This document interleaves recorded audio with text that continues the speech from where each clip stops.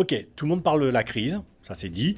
Le marché immobilier part en vrille, tout s'écroule, on n'a plus d'acheteurs, on n'a plus de vendeurs. Eh bien, moi, en réalité, ce que je pense, c'est que le marché n'est pas en crise. En réalité, il est en pleine mutation. Et c'est pas du tout la même chose. Une crise, par définition, c'est un événement et un phénomène aigu et ponctuel. Elle finit forcément par passer, même, on va dire, si elle cause des dégâts dans l'intervalle. C'est le cas, par exemple, d'une crise économique.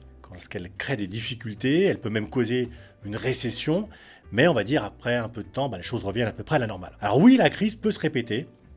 Il arrive d'ailleurs qu'elle soit systémique, ce qui veut dire qu'elle se reproduit par intervalles réguliers, et ça on a connu ça dans l'immobilier, puisque généralement les intervalles c'est à peu près tous les 10 ans. Mais elle ne remet pas en cause le système existant, et encore moins une fois que la crise est passée. Et vous allez voir qu'une mutation, par contre, c'est un changement qui est à la fois progressif, mais surtout durable. Alors progressif, parce qu'il met parfois beaucoup de temps à s'installer, mais durable, parce que contrairement à une crise, une mutation provoque une transformation profonde et structurelle du système qui ensuite n'est plus le même. Par exemple, la transition énergétique est une mutation et c'est donc un phénomène qui transforme le fonctionnement du monde au-delà d'une crise passagère avec des conséquences concrètes sur toutes les strates de la population. Mais on peut aussi avoir les deux à la fois, c'est-à-dire qu'on peut avoir une crise aiguë qui peut être d'ailleurs le signe d'un processus de transformation de longue durée, et ça c'est tout à fait possible. Et il me semble qu'aujourd'hui, c'est exactement ce qui se passe. En tout cas, quand on parle du marché immobilier. La crise des transactions s'est transformée en une mutation profonde. Et cette crise d'ailleurs, vous allez voir qu'elle se manifeste avec des symptômes qui sont concrets. On avait 1200 agences immobilières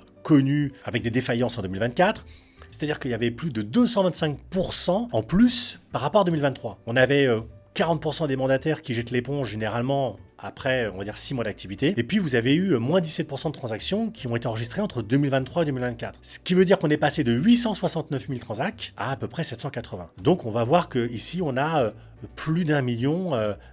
Quand on compare d'ailleurs à 2022, on avait plus d'1 million de transactions. Mais cette crise, elle fait que révéler un changement profond, un changement structurel qui va transformer le marché immobilier pour de bon. Et ce qui nous fait rentrer dans une nouvelle ère de transactions.